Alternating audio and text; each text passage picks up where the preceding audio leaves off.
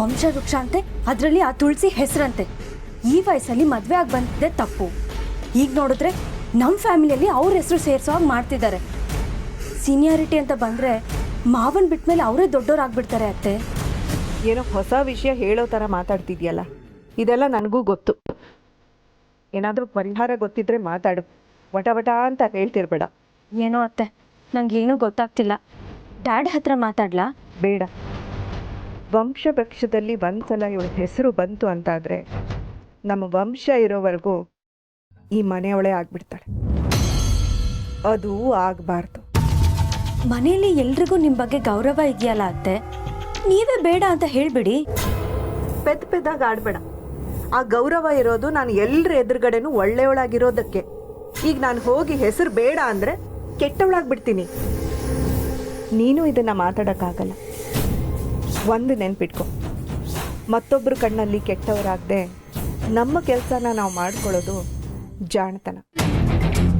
ಈ ಶಾರ್ವರಿ ಇಷ್ಟು ದಿನ ಮಾಡ್ಕೊಂಡು ಬಂದಿದ್ದೆ ಅದನ್ನು. ಹಾಗಾದರೆ ನಾವಿಬ್ಬರು ಕೆಟ್ಟೋರಾಗಕ್ಕಾಗಲ್ಲ ಅಂದರೆ ಇನ್ಯಾರು ಕೆಟ್ಟೋರಾಗ್ತಾರೆ? ನಿನ್ನ ಗಂಡ ಅಭಿ. ಮನೆಯಲ್ಲಿ ಸಣ್ಣ ಹುಡುಗ ಅನ್ನೋ ಪ್ರೀತಿ ಮುದ್ದು ಎಲ್ರಿಗೂ ಅಭಿ ಮೇಲಿದೆ. ಇಷ್ಟು ದಿನಾನು ಅವನಿಗೆ ಏನೇ ಹೇಳಿದ್ರು ಅದು ನಡೆಯೋ ಹಾಗೆ ಮಾಡ್ಕೊಂಬಂದಿದ್ದಾನೆ. ನಾವಿಬ್ಬರೂ ಸೇರಿ ಅವನು ಇದನ್ನು ತಡೆಯೋ ಹಾಗೆ ಬ್ರೈನ್ ವಾಶ್ ಮಾಡಬೇಕು. Looks great. ನಾನು ಮಾತಾಡ್ತೀನಿ ಅವನ ಹತ್ರ, ನೀವು ಮಾತಾಡಿ.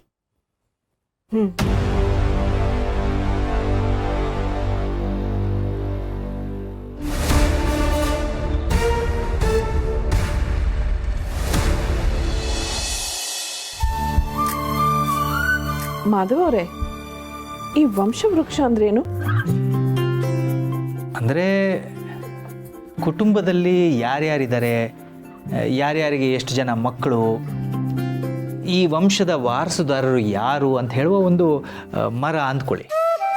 ಈಗ ಮರಕ್ಕೆ ಹೇಗೆ ಕೊಂಬೆಗಳಿರುತ್ತೋ ಹಾಗೆ ಕುಟುಂಬವನ್ನು ಮರ ಅಂದ್ಕೊಂಡ್ರೆ ಅದರಲ್ಲಿರುವ ಜನರು, ಅವರ ನಡುವಿನ ಸಂಬಂಧ, ಇದೆಲ್ಲ ಕೊಂಬೆಗಳ ಥರ. ಇವೆಲ್ಲ ಸೇರಿ ವಂಶವೃಕ್ಷ ಅಂತ ಹೇಳ್ತಾರೆ. ಸರಿ, ಆ ವಿಷಯ ಯಾಕೆ ಚರ್ಚೆಗೆ ಬಂತು ಮನೇಲೀಗ? ಚರ್ಚೆಗೆ ಬಂದಿದ್ದು ಯಾವುದೋ ಸೈಟ್ ಮಾರೋ ವಿಚಾರಕ್ಕೆ. ಆದರೆ ನಾವು ಮದುವೆ ಆಗಿರೋದ್ರಿಂದ ಇದನ್ನು ಕಾನೂನು ಪ್ರಕಾರವಾಗಿ ಮಾಡಲೇಬೇಕು. ಇದನ್ನು ಮಾಡಬೇಕು ಅಂದರೆ ನಾವು ಕಾನೂನು ಪ್ರಕಾರವಾಗಿ ಮದುವೆ ಆಗಿದ್ದೀವಿ ಅಂತ ಮ್ಯಾರೇಜ್ ಸರ್ಟಿಫಿಕೇಟ್ ಮಾಡಿಸ್ಬೇಕಾಗತ್ತೆ. ಓಹೋ.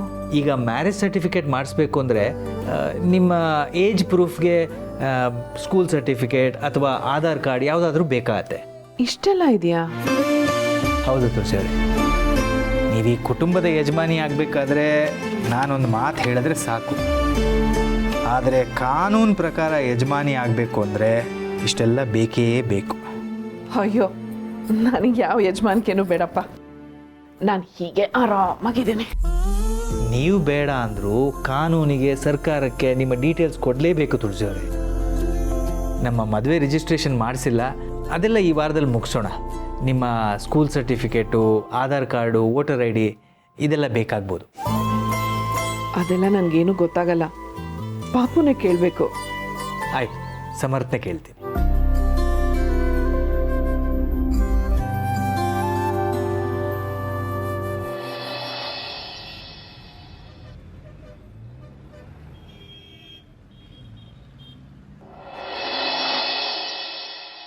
ಸಮರ್ಥ್, ಸಮರ್ಥ್ ಹೇಳಿ ಸರ್. ಏನಿಲ್ಲ, ನಮ್ಮನೆ ವಂಶವೃಕ್ಷದ ಡಾಕ್ಯುಮೆಂಟ್ಸ್ ರೆಡಿ ಮಾಡಬೇಕು. ಅದಕ್ಕೆ ತುಳಸಿಯವರ ಒಂದಷ್ಟು ಡಾಕ್ಯುಮೆಂಟ್ಸ್ ಬೇಕಿತ್ತು. ಏನಂದರೆ ಸ್ಕೂಲ್ ಸರ್ಟಿಫಿಕೇಟು, ಆಧಾರ್, ಏನೇನಿದೆ ಅದೆಲ್ಲ, ಅದರದ್ದೆಲ್ಲ ಒಂದೊಂದು ಫೋಟೋ ಕಾಪಿ ತಂದು ಕೊಡ್ತೀಯಾ? ಹಾಗೆ ಒರಿಜಿನಲ್ಸು ಬೇಕು. ವಂಶವೃಕ್ಷ ಅಂದರೆ ನಮ್ಮ ಮನೇಲಿ ಯಾರ್ಯಾರು ಇದ್ದೀವಿ, ಯಾರ್ಯಾರಿಗೆ ಏನೇನು ಸಂಬಂಧ ಅಂತ ಒಂದು ಡಾಕ್ಯುಮೆಂಟ್ ಮಾಡೋದು. ಅದು ಗೊತ್ತಾಯಿತು. ಆದರೆ ಇದರಲ್ಲಿ ಮೇಡಮ್ ಯಾಕೆ? ಅವರಾಗ ನಿಮ್ಮ ವಂಶದವರಾಗ್ತಾರೆ. ಹಾಗಂದ್ರೇನು ಸಮರ್ಥ್? ತುಳಸಿಯವರು ಈಗ ಈ ಮನೆಗೆ ಸೇರಿದವರಲ್ವಾ? ಈ ಮನೇಲಿನ ಎಲ್ಲ ಹಕ್ಕು ಅವ್ರಿಗಿದೆ. ಸೊ ಹಾಗಂದಮೇಲೆ ಅವರು ಈ ಫ್ಯಾಮಿಲಿಗೆ ಸೇರಬೇಕಲ್ವಾ? ನಿನ್ನೆ ತಾನೇ ಅವ್ರ ಮೇಲೆ ಆರೋಪ ಮಾಡಿದ್ರಿ, ಅವಾಗ ಅವ್ರು ನಿಮ್ಮ ಫ್ಯಾಮಿಲಿ ಅಂತ ನೆನಪಾಗ್ಲಿಲ್ವಾ? ಇವಾಗ ವಂಶವೃಕ್ಷ ಅಂತೆ. ಅಯ್ಯೋ, ನಿನ್ನೆ ಅದು ಯಾವುದೋ ಗಳಿಗೆಯಲ್ಲಿ ಏನೇನೋ ಆಗೋಯ್ತು, ಅದನ್ನೆಲ್ಲ ಮನಸ್ಸಿಗೆ ಹಚ್ಕೋಬೇಡ. ಅವ್ರು ಈ ಮನೆಗೆ ಬಂದಾಗ್ಲಿಂದನೂ ಕೆಟ್ಟಗಳಿಗೇನೆ. ಯಾವಾಗ ನೋಡಿದ್ರು ಅವ್ರ ಮೇಲೆ ಆರೋಪ ಹೊರಿಸೋದು, ಆಮೇಲೆ ಏನೂ ಆಗಿಲ್ಲ ಅಂತ ಸುಮ್ಮನೆ ಇದ್ಬಿಡೋದು. ಅವ್ರನ್ನ ಟೇಕನ್ ಫಾರ್ ಗ್ರಾಂಟೆಡ್ ಅಂದ್ಕೊಂಡಿದ್ದೀರಾ? ಹಾಗೆಲ್ಲ ಹೇಳ್ಬೇಡ ಸರ್. ನಾನು ನೋಡ್ತಾ ಇದ್ದೀನಿ, ಮೇಡಮ್ ಸುಮ್ಮನಿರ್ತಾರೆ ಅಂತ ಎಲ್ಲ ಸೇರ್ಕೊಂಡು ಅವ್ರ ಮೇಲೆ ಆರೋಪ ಆಗ್ತೀರಾ? ಈ ಖುಷಿಗೆ ಅವರೇಕ್ಕಿಂತ ವಂಶ ಸೇರ್ಕೋಬೇಕು. ನಿನ್ನ ಕಾಳಜಿ ನನಗೆ ಅರ್ಥ ಆಗುತ್ತೆ ಸಮರ್. ನಿಂಗೆ ಗೊತ್ತಲ್ಲ, ತುಳಸಿಯವರು ಸಡನ್ನಾಗಿ ಈ ಮನೆಗೆ ಬರಬೇಕಾಯ್ತು. ಹೊಂದ್ಕೊಳ್ಳೋಕ್ಕೆ ತುಳಸಿಯವ್ರಿಗೂ ಈ ಮನೆಯವ್ರಿಗೂ ಸ್ವಲ್ಪ ಸಮಯ ಹಿಡಿಯುತ್ತೆ. ಅದು ಅಲ್ಲದೆ ಅವ್ರು ಈಗಾಗಲೇ ನಮ್ಮ ಮನೆಗೆ ಎಷ್ಟೊಂದು ಒಳ್ಳೇದು ಮಾಡಿದ್ದಾರೆ. ಯಾವುದೋ ಒಂದು ಕೆಟ್ಟ ಗಳಿಗೆಯಲ್ಲಿ ನನ್ನ ಮಕ್ಕಳು ಏನೋ ಹೇಳಿರ್ಬೋದು. ಮಕ್ಕಳು ಹೇಳಿದ್ದನ್ನೆಲ್ಲ ಮನಸ್ಸಿಗೆ ಹಾಕ್ಕೊಳ್ಳೋಕ್ಕಾಗತ್ತಾ? ನೀನು ಹೇಳಿದ್ದನ್ನೆಲ್ಲ ತುಳಸಿಯವರು ಮನಸ್ಸಲ್ಲಿ ಇಟ್ಕೊಂಡಿದ್ದಾರಾ ಹೇಳು?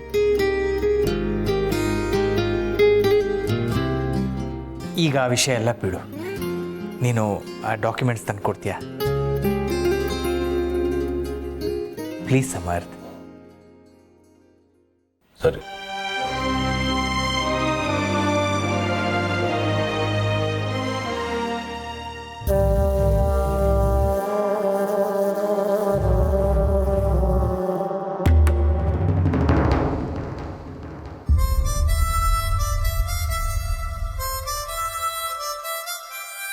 ಹಾಯ್ ದೀಪಿಕಾ, ಎಷ್ಟೇ ಸುಸ್ತಾಗಿದ್ರೂ ನಿನ್ನ ಮುಖ ನೋಡ್ತಿದ್ದಾಗೆ ಎಲ್ಲ ಮರ್ತೋಗುತ್ತೆ. ನನಗೂ ಅಷ್ಟೇ ಅಭಿ, ಮನಸ್ಸಿಗೆ ಎಷ್ಟೇ ನೋವಾಗಿದ್ರು ನೀನು ನೋಡ್ತಿದ್ದಾಗೆ ಎಲ್ಲ ಮರ್ತೋಗುತ್ತೆ. ಮನ್ಸಿಗೆ ನೋವಾಗಿದ್ರು ಅಂದ್ರೇನು? ನೀನು ನೋಡಿದ್ರೆ ಯಾಕೋ ಬೇಜಾರಲ್ಲಿದೆ ಅನ್ನಿಸ್ತಿದೆ. ಏನಾಯ್ತು ದೀಪಿಕಾ? ಅದೇ ಆ ವಂಶವೃಕ್ಷದ ವಿಷಯದ ಬಗ್ಗೆ ಯೋಚನೆ ಮಾಡ್ತಿದ್ದೆ. ನಂಗೆ ಅದ್ರ ಬಗ್ಗೆ ಏನೂ ಗೊತ್ತಿರಲಿಲ್ಲ. ಬಟ್ ಡ್ಯಾಡ್ನ ಕೇಳಿದೆ, ಅದರಲ್ಲಿ ಹೆಸರು ಸೇರಿಸ್ಬಿಟ್ರೆ ಕೆಲವರು ಮಿಸ್ಯೂಸ್ ಮಾಡ್ಕೊಬೋದು ಅನ್ನೋ ಥರ ಹೇಳಿದ್ರು. ಮಿಸ್ಯೂಸಾ? ಯಾರು ಮಿಸ್ಯೂಸ್ ಮಾಡ್ಕೋತಾರೆ? ಅಲ್ಲ, ತುಳಸಿ ಅಮ್ಮ ಒಳ್ಳೆಯವರೇ, ಅವ್ರ ಮಕ್ಕಳು. ಅವ್ರ ಮಕ್ಳ ವಿಚಾರ ಯಾಕೆ ಬರುತ್ತೆ? ಅವ್ರ ಹೆಸರನ್ನು ಮಾತ್ರ ತಾನೇ ಸೇರಿಸ್ಬೇಕು ಅಂತಿರೋದು. ಸೇರಿಸ್ಲೇಬೇಕು ಅಂತಿದಾರಲ್ಲ. ಅಲ್ಲ, ತುಳಸಿ ಅಮ್ಮ ನನಗೂ ಅಮ್ಮ ಇದ್ದಾಗೆ. ಅವ್ರ ಹೆಸರು ಸೇರಿಸಿದ್ರೆ ನನಗೇನು ಬೇಜಾರಿಲ್ಲ. ಆದರೆ ಅವ್ರ ಮಕ್ಕಳು. ಆದ್ರೇನು ದೀಪಿಕಾ, ಮದುವೆನೇ ಮಾಡ್ಕೊಂಡಿದ್ದಾರಂತೆ, ಅದೊಂದು ಆಗಲಿ ಬಿಡು. ಅಲ್ಲ, ಮುಂದೇನಾದರೂ ಸಮಸ್ಯೆ ಆದರೆ? ಮುಂದೆ ಏನು ಸಮಸ್ಯೆ ಆಗುತ್ತೆ ದೀಪಿಕಾ? ಏನು ಸಮಸ್ಯೆ ಆಗುತ್ತೆ ಅಂತ ನಾನು ಹೇಳ್ತೀನಿ ಅಭಿ. ಬನ್ನಿ ಚಿಕ್ಕಮ್ಮ. ಸಾರಿ, ಡಿಸ್ಟರ್ಬ್ ಮಾಡಿದೆ ಅನಿಸುತ್ತೆ. ಅಯ್ಯೋ ಹಾಗೇನಿಲ್ಲ, ಹೇಳಿ.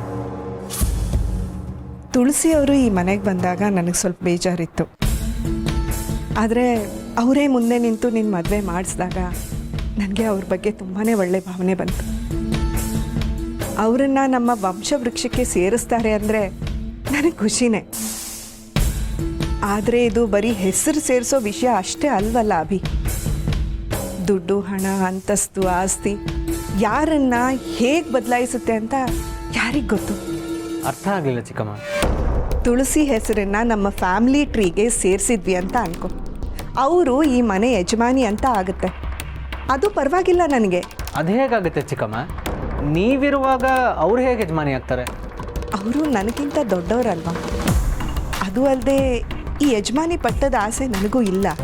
ಅವ್ರಿಗೆ ಸಿಕ್ಕರೆ ಸಿಗಲಿ. ಆದರೆ ವಿಷಯ ಅಷ್ಟೇ ಅಲ್ಲ ಅಭಿ. ನಾನು ಹೀಗೆ ಹೇಳ್ತೀನಿ ಅಂತ ಬೇಜಾರು ಮಾಡ್ಕೋಬೇಡ. ಸಮ್ ಟೈಮ್ ನಾವು ಕೂಡ ಪ್ರಾಕ್ಟಿಕಲ್ ಆಗಿ ಯೋಚನೆ ಮಾಡಬೇಕಾಗುತ್ತೆ ಅಲ್ವಾ. ಅನ್ಫಾರ್ಚುನೇಟ್ಲಿ ಭಾವನ್ಗೆ ಏನಾದರೂ ಆಯಿತು ಅನ್ಕೋ, ಆಗ ತುಳಸಿ ಅವರೇ ಎಲ್ಲದಕ್ಕೂ ಯಜಮಾನಿ ಆಗ್ತಾರೆ. ತುಳಸಿ ಅವರು ಯಜಮಾನಿ ಆದರೆ ಅದು ದೊಡ್ಡದಲ್ಲ. ಆದರೆ ಅವರು ಯಜಮಾನಿ ಆಗ್ತಿದ್ದ ಹಾಗೆ ಅವ್ರ ಮಕ್ಕಳು ಬಂದು ಅಧಿಕಾರ ಚಲಾಯಿಸಕ್ಕೆ ನೋಡಿದರೆ ಆಗ ಏನು ಮಾಡ್ತೀಯ? ಅವ್ರ ಮಕ್ಕಳು ಹೇಗೆ ಅಂತ ನಿನಗೆ ಗೊತ್ತು. ಅದರಲ್ಲೂ ಅಸಮರ್ಥಗೆ ನಿನಗೆ ಕಂಡ್ರೆ ಆಗಲ್ಲ.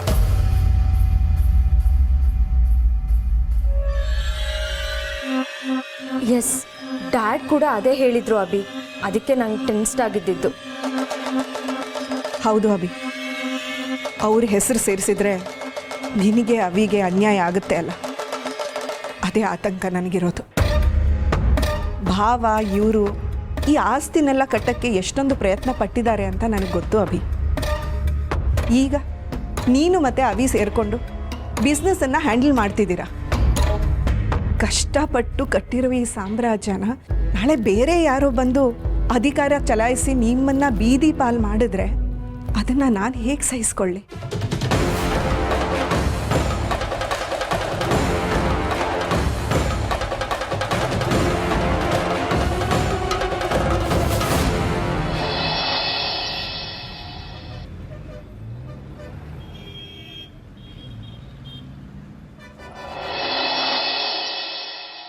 ಏನೋ ಸದ್ಯ ಎಲ್ಲ ಒಳ್ಳೇದಾಗ್ತಿದೆ.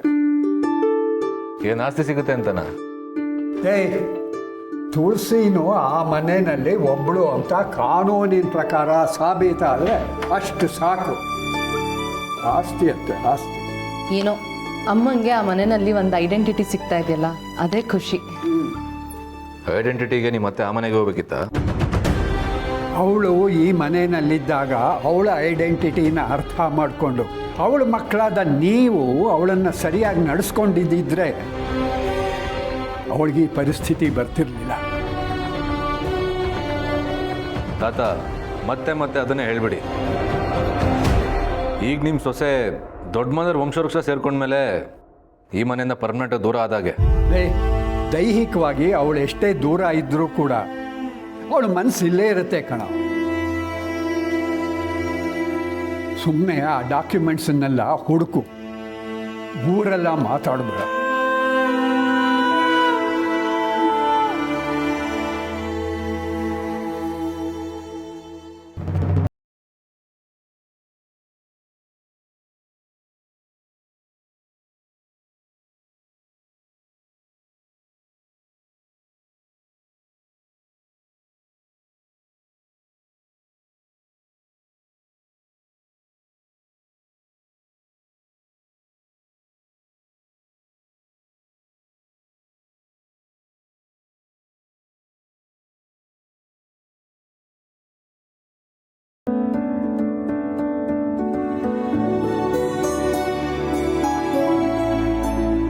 ಅಮ್ಮ ಎಷ್ಟು ಮುದ್ದಾಗಿದ್ದಾರೆ ಅಲ್ವಾ?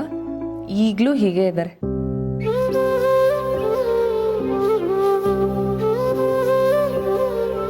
ಇದು ಅಮ್ಮನ ಹ್ಯಾಂಡ್ ರೈಟಿಂಗಾ? ದಿನಸಿ ಚೀಟಿನ ನಾನು ಯಾವಾಗಲೂ ಅವಳ ಕೈನಲ್ಲೇ ಬರೆಸ್ತಾ ಇದ್ದೆ. ಆ ದಿನಸಿ ಅಂಗಡಿವನು, ಸರ್ ನಿಮ್ಮ ಸೊಸೆ ಹ್ಯಾಂಡ್ ರೈಟಿಂಗ್ ತುಂಬ ಚೆನ್ನಾಗಿದೆ ಅಂತ ಹೊಗಳ್ತಾ ಇದ್ದ. ಅಣ್ಣ, ಅಲ್ಲಿ ಸರಿಯಾಗಿ ನೋಡಿದ್ಯಾ? ಅಮ್ಮ ಏನಾದರೂ ಹಳೆ ಒಡವೆ ಗಿಡವೆ ಏನಾರು ಇಟ್ಟಿದ್ದಾಳ? ಯಾಕೆ ಅದನ್ನು ಕದ್ ಮಾರ್ಕೊಳಕ್ಕ? ಅಣ್ಣ, ಇದ್ಯಾಕೋ ಓವರ್ ಆಗ್ತಿಲ್ವಾ? ಓ, ಅತ್ತೆಗೆ ಕನ್ನಡದಲ್ಲಿ 94 ಮಾರ್ಕ್ಸ್ ಬಂದಿದೆ. ಅವ್ರು ಇನ್ನೂ ಮುಂದೆ ಓದಬೇಕಿತ್ತು. ಅಯ್ಯ, ಓದಿ ಏನಾಗಬೇಕಾಗಿದೆ? ಇಷ್ಟು ಓದಿನೇ ಅಮ್ಮ ಈಗ ಕೋಟ್ಯಾಧೀಶ್ವರಿ ಆಗ್ತಿಲ್ವಾ? ಈ ಅಣ್ಣ ಅಷ್ಟೆಲ್ಲ ಓದಿ ಅವ್ರ ಮನೆ ಡ್ರೈವರ್ ಆಗಿದ್ದಾನೆ. ಪರವಾಗಿಲ್ಲ, ಕದ್ದು ಬೇರೆಯವ್ರಿಗೆ 3 ನಾಮ ಹಾಕೋದ್ಕಿಂತ ಡ್ರೈವರ್ ಕೆಲಸನೇ ಉತ್ತಮ. ಸಂಧ್ಯಾ, ನನ್ನ ಗಂಡ ಪ್ರಾಮಾಣಿಕವಾಗಿ ಕೆಲಸ ಮಾಡ್ತಾ ಇದ್ದಾನೆ, ಅಷ್ಟು ಸಾಕು. ನೀನು ಹೀಗೆಲ್ಲ ಮಾತಾಡ್ಬೇಡ. ಹೌದು ರೀ, ಹೈಕೋರ್ಟಲ್ಲಿ ಕೆಲಸ ಮಾಡ್ತಿರಲ್ಲ, ಈ ವಂಶವೃಕ್ಷ ಅಂತಂದ್ರೆ ಏನು ಅಂತ ನನ್ಗೆ ಎಕ್ಸ್ಪ್ಲೇನ್ ಮಾಡಿ ನೋಡೋಣ. ಯಾಕೆ ಮತ್ತೇನಾದರೂ ಸ್ಕೀಮ್ ಹಾಕಕ್ಕ? ಸುಮ್ಮನೆ ಚಕ್ಲಿ ತಿನ್ನು. ಸರಿ ತಾತ, ಎಲ್ಲ ಡಾಕ್ಯುಮೆಂಟ್ ಸಿಕ್ಕಿದೆ, ನಾನು ಹೋಗಿ ಕೊಟ್ಬಿಡ್ತೀನಿ. ಸರಿಯಪ್ಪ, ಒಳ್ಳೇದಾಗಿ.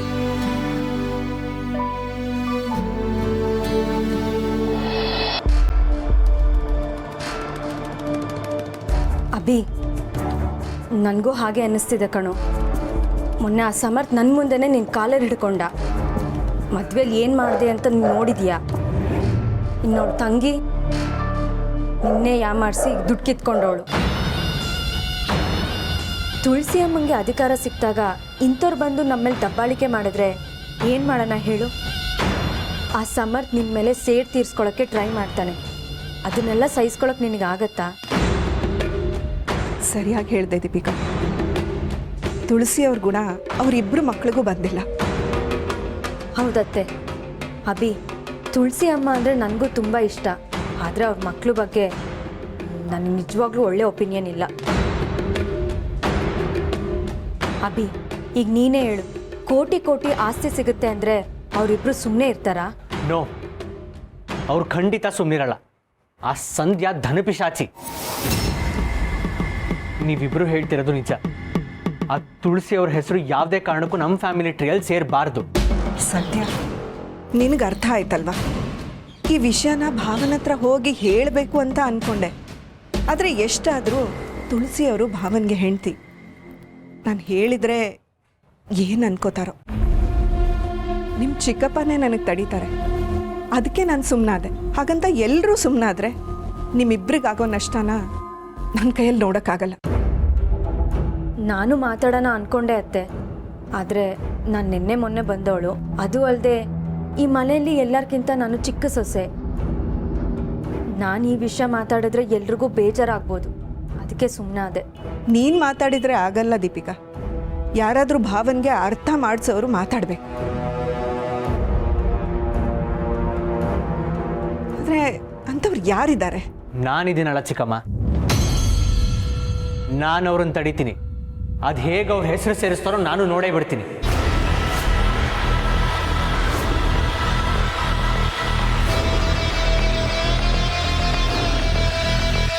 ಯು ಆರ್ ಸೋ ಸ್ಮಾರ್ಟ್ ಅತ್ತೆ. ಹೀಗೆ ಮಾಡು ಅಂತ ಬಾಯ್ಬಿಟ್ಟು ಹೇಳಿದೆ ಅಭಿಗೆ ಅರ್ಥ ಮಾಡಿಸ್ಬಿಟ್ರಿ. ಈ ಮನೇಲಿದ್ಮೇಲೆ ಇಂಡೈರೆಕ್ಟ್ ಸ್ಪೀಚ್ ಬೇಕೇ ಬೇಕಾಗುತ್ತೆ. ನಿಧಾನವಾಗಿ ನೀನು ಕಲಿತೀಯ. ಈಗ ನಿನ್ನ ಗಂಡ ಹೋಗಿರೋ ಕೆಲಸನ ಮಾಡಿದರೆ ಅಷ್ಟು ಸಾಕು ನನಗೆ.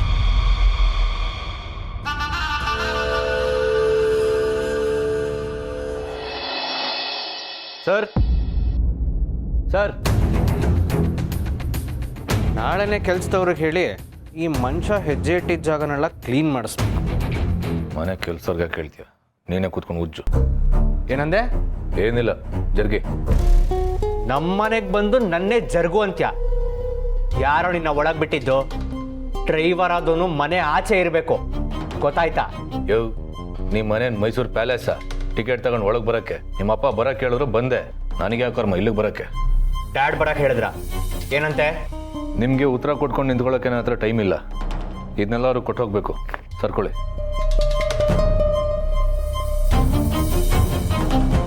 ಏನಿದೆಲ್ಲ? ಇದನ್ನೆಲ್ಲ ಯಾಕೆ ತಂದಿದ್ಯಾ? ಅದೇನೋ ಫ್ಯಾಮಿಲಿ ಟ್ರೀಗೆ ಸೇರ್ಸಕ್ಕಂತ. ಓಹೋ ಹೋ ಹೋ ಹೋ, ತುದಿಗಾಲಲ್ಲಿ ನಿಂತಿದ್ಯಾ ನಮ್ಮ ಫ್ಯಾಮಿಲಿ ಟ್ರೀಗೆ ಸೇರ್ಕೊಳ್ಳೋದಕ್ಕೆ. ನಮ್ಮಪ್ಪ ಅನ್ಸ್ಕೊಂಡು ಅವ್ರಿಗೆ ಕೆಲಸ ಇಲ್ಲ, ಬಾಯಿ ಮಾತಿಗೆ ಹೇಳಿದ್ರಷ್ಟೇ. ನೀನು ನೋಡಿದ್ರೆ ಡಾಕ್ಯುಮೆಂಟ್ಸ್ ಎಲ್ಲ ತೊಗೊಂಬಂದಿದ್ಯಾ. ಅಮ್ಮ ಸೇರಿದ ಮೇಲೆ ಹಿಂದೆನೇ ನೀನು ಬರ್ಬೋದು ಅಂತನಾ? ನಿನ್ನ ಬಾಯಲ್ಲಿ ಯಾವತ್ತೂ ಒಳ್ಳೆ ಮಾತು ಬರೋದೇ ಇಲ್ವಾ? ಬರಲ್ಲ, ನಿನಗಂತೂ ಬರೋದೇ ಇಲ್ಲ. ನನಗೆ ಚೆನ್ನಾಗಿ ಗೊತ್ತು. ನೀವಮ್ಮನ ಹೆಸರೇ ಸೇರಿಸಿ ಅವ್ರಿ ಮನೆ ಯಜಮಾನಿ ಆದಮೇಲೆ ನೀವುಗಳು ಇಲ್ಲಿ ಬಂದು ಸೇರ್ಕೊಳ್ಳೋ ಪ್ಲ್ಯಾನ್ ತಾನೇ. ಡಾಕ್ಯುಮೆಂಟ್ ಅಂತೆ, ಇದನ್ನೆಲ್ಲ ಹಿಡ್ಕೊಂಬರಕ್ಕೆ ನಾಚಿಕೆ ಆಗಲ್ವಾ ನಿನಗೆ?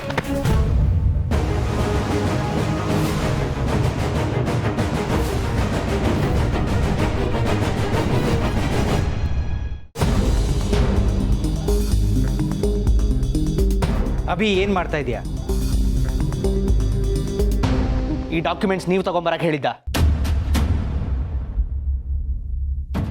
ಹೌದು, ನಾನೇ ಹೇಳಿದ್ದೆ.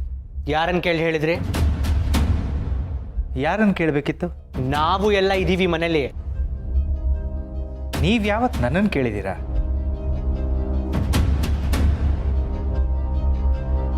ಆ ವಿಷಯ ಇವಾಗ ಬೇಡ. ನಮ್ಮ ಫ್ಯಾಮಿಲಿ ಟ್ರೀಯಲ್ಲಿ ತುಳಸಿ ಅವ್ರ ಹೆಸರು ಸೇರಿಸೋ ಹಾಗಿಲ್ಲ. ಯಾಕೆ? ನನಗಿಷ್ಟ ಇಲ್ಲ. ಕಾನೂನು ಯಾರ ಇಷ್ಟ ಕಷ್ಟನೂ ಕೇಳಲ್ಲ. ನಿಯಮ ಅಂತಿರೋದು ಪಾಲಿಸೋಕೆ. ನೋಡಿ, ಇವ್ರ ಹೆಸರು ಸೇರಿಸಿದ್ರೆ ನಾಳೆ ದಿನ ಇವನ್ ತಂಗಿ ಒಂದು ನೆಪ ಇಟ್ಕೊಂಡು ಈ ಮನೆಗೆ ಕಾಲಿಡ್ತಾರೆ. ಸೊ ಇವ್ರ ಹೆಸರು ಸೇರಿಸಬಾರ್ದು ಅಂದರೆ ಸೇರಿಸಬಾರ್ದು ಅಷ್ಟೇ. ಅಭಿ, ಕಾನೂನು ಗೊತ್ತಿಲ್ಲದೆ ಏನೇನೋ ಮಾತಾಡ್ಬೇಡ. ಅಣ್ಣ ಅದಕ್ಕೆ ಮದುವೆ ಆಗಿದ್ದಾನೆ. ಅದಕ್ಕೆ ಅಣ್ಣನ ಹೆಂಡತಿ ಅಂದಮೇಲೆ ಕಾನೂನು ಪ್ರಕಾರ ಅವರು ಈ ಮನೆ ಯಜಮಾನಿ.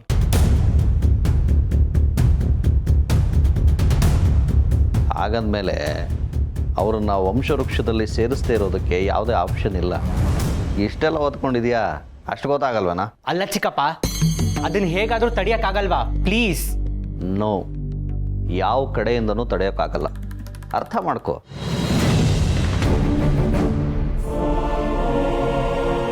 ಅಕಸ್ಮಾತ್ ನಮ್ಮ ಅಪ್ಪ ಅಮ್ಮ ಬದುಕಿದ್ದಿದ್ರೆ, ಅಂದರೆ ನಿಮ್ಮ ತಾತ ಅಜ್ಜಿ, ಅವ್ರ ಹೆಸರಲ್ಲಿ ಏನಾದರೂ ವಂಶವೃಕ್ಷ ಮಾಡೋ ಹಾಗಿದ್ದಿದ್ರೆ ನನ್ನ ಹೆಸರು, ಅಣ್ಣನ ಹೆಸರು ಸಾಕಾಗಿತ್ತು. ಶಾರ್ವರಿ ಹೆಸರಾಗಲಿ ಅದಕ್ಕೆ ಹೆಸರಾಗಲಿ ಬೇಕಾಗಿರಲಿಲ್ಲ. ಆದರೆ ಈಗ ಅಣ್ಣನೇ ಯಜಮಾನ ಆಗಿರೋದ್ರಿಂದ ವಂಶವೃಕ್ಷದಲ್ಲಿ ಅದಕ್ಕೆ ಹೆಸರು ಸೇರಿಸಲೇಬೇಕು.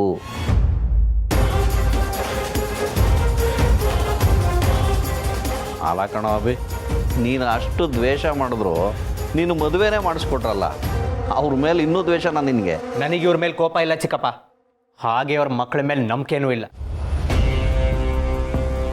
ಅಮ್ಮನ ನೆಪ ಇಟ್ಕೊಂಡು ಈ ಮನೆಗೆ ಬಂದು ಸೇರ್ಕೋತಾರಲ್ಲ ಅನ್ನೋದೇ ನನ್ನ ಟೆನ್ಷನ್ನು ಅಷ್ಟೇ. ಯೋ, ನನಗೆ ಇಲ್ಲಿ ಬಂದು ಸೇರ್ಕೊಳ್ಳೋಕ್ಕೆ ನನಗೇನು ಮಾನ ಮರ್ಯಾದೆ ಇಲ್ಲ ಅಂದ್ಕೊಂಡಿದ್ಯಾ? ನೀನೇ ಬಂದು ನನ್ನ ಕಾಲಿಡ್ಕೊಂಡು ಬಾ ಅಂದ್ರು ನಾನು ಬರೋದಿಲ್ಲ. ಇದು ಒಂದು ಫ್ಯಾಮಿಲಿನ.